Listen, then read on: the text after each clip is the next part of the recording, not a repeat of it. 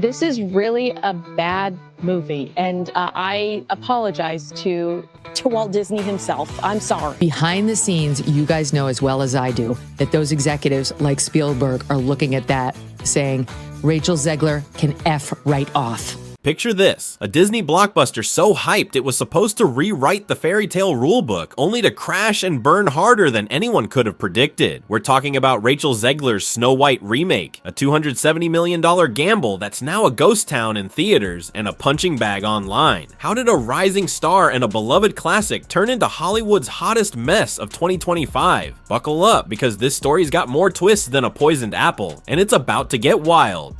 Zegler also faced blowback after posting Free Palestine.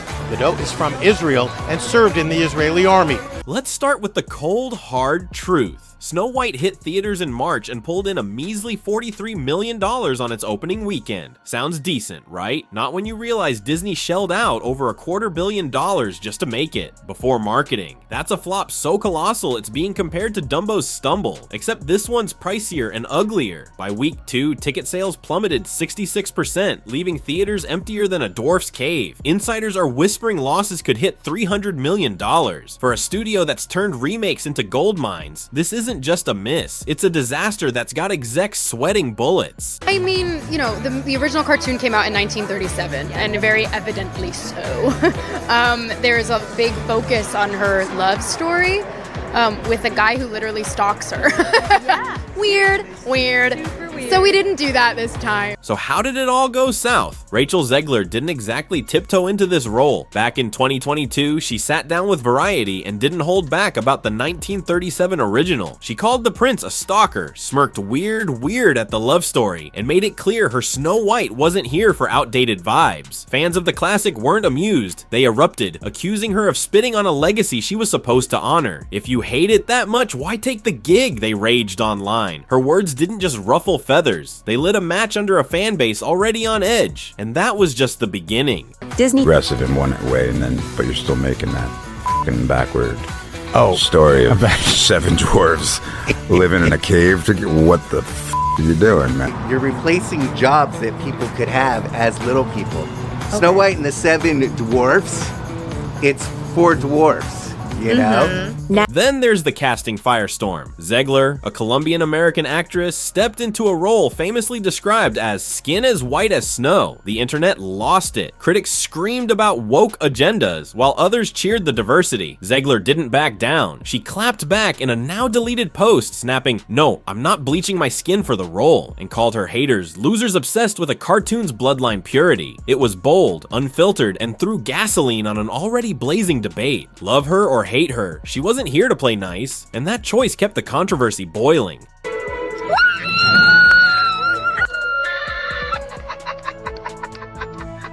Just when things couldn't get messier, Peter Dinklage waded in. The Game of Thrones star went on a podcast in 2022 and tore into Disney's plan. He called out the hypocrisy of a progressive Snow White still leaning on 7 dwarfs in a cave, asking, "What the hell are you doing, man?" His rant split the room. Some hailed him for exposing outdated tropes. Others worried he'd just torched jobs for actors with dwarfism. Disney scrambled, promising they'd consulted the dwarfism community and were taking a different approach. But what they delivered next only made things worse. That different approach? Say goodbye to the 7 dwarfs and hello to CGI creatures that look like they stumbled out of a 2002 video game. Leaked photos hit the web and fans recoiled. These weren't the charming buddies from the classic. They were stiff, soulless blobs that screamed budget cuts and bad decisions. PlayStation 2 graphics in a $270 million movie? One tweet mocked. The backlash was instant and savage, with pleas for Disney to scrap it all together. Instead of fixing the fairy tale, they turned it into a horror show, and the internet wasn't letting it slide. But the real chaos kicked off when Zegler went political. After the 2024 election, she posted on Instagram, "May Trump's supporters never know peace."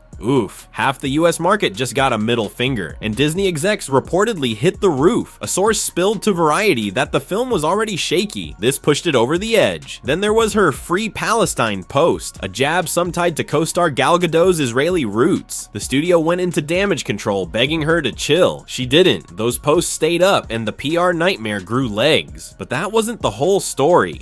Speaking of Godot, the on-screen evil queen and Zegler started as red carpet besties. Smiles, hugs, the works. Then cracks appeared. By the 2025 Oscars, they presented together, but the vibe was frostier than a winter in Arendelle. Zegler later posted a cryptic dig calling Godot a professional pageant queen. Fans clocked the shade. Godot's known for cool-headed grace, so this felt personal. Was it jealousy, politics, or just bad blood? Whatever it was, their sisterhood was DOA, and the internet ate it up. And what happened next would shock everyone. Enter Jonah Platt, son of Snow White producer Mark Platt. He couldn't stay quiet. In a now-deleted Instagram rant, he blasted Zegler's narcissistic hot takes, claiming her political outbursts tanked the movie. He revealed his dad flew to New York to beg her to stop, but she wouldn't budge. This is adult responsibility, he fumed, pinning the flop squarely on her. Disney even hired a social media guru to vet her posts pre-release. Too late, the damage was done, and Platt's outburst turned a simmering scandal into a full-blown Hollywood explosion. Now, rumors are flying. Posts on X hint Disney's benching Zegler. No future projects, no lifeline. Some fans cry foul, insisting she's the scapegoat for a train wreck production. Her performance was the best part, they argue, pointing to glowing reviews of her singing and charm. Others revel in the downfall, saying her career's toast after this. At 23, she's hit $700 million in career box office, thanks to Hunger Games, but Snow White might have poisoned her golden run. Can she claw back, or is this the end? That's where the story gets murky.